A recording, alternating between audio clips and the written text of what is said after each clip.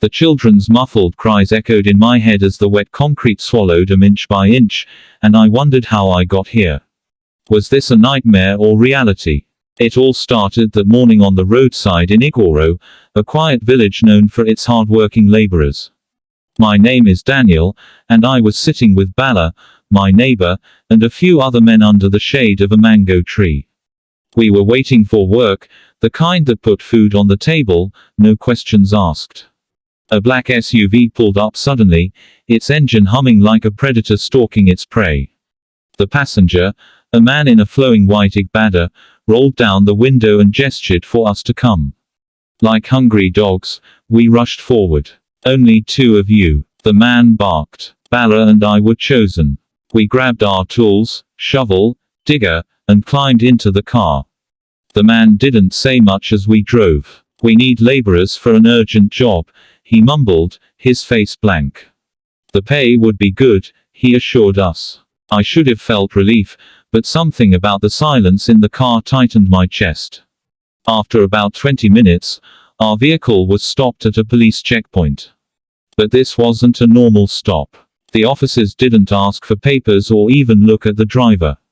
Instead, they pulled Bala and me out of the car at gunpoint. Face down. One barked. I obeyed, trembling. In a flash, they blindfolded us. I could hear the engine rumbling as we were shoved back into the car, now accompanied by the police vehicle. My mind raced. Were we being arrested? Kidnapped? Sold? Every second felt like an hour as the car bounced along rough roads. I couldn't see, but I could hear voices murmuring, then laughter, then silence. When they finally yanked off the blindfolds, I gasped. We were standing in front of the biggest building I'd ever seen. The structure was almost complete, except for two towering, half-finished pillars at the front. Transparent boards covered the upper halves of the pillars, revealing rods crisscrossed inside, waiting for concrete. Then I saw them, the children. Two small boys, no older than 6, tied up in a corner. They didn't cry, but their eyes were swollen with fear. My legs buckled. What is this? I whispered to Bala, who was just as stunned.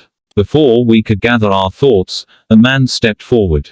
He was dressed like a prophet, his long robes swaying as he walked. Your job is simple, he said with a chilling calmness. Mix the concrete and fill the pillars. But first, place the boys inside. What? Bala stammered, stepping back. You heard me, the man said, his voice hard now. The policemen raised the guns. Do it. We had no choice. Under the watchful eyes of the prophet and his armed guards, we carried the children, one to each pillar. Their tiny bodies shivered as we placed them inside the cold framework of rods. I couldn't look them in the eyes. My hands shook as I mixed the concrete, my mind screaming with guilt. The sound of the concrete pouring was deafening. I felt like I was burying my soul with every shovel I tipped.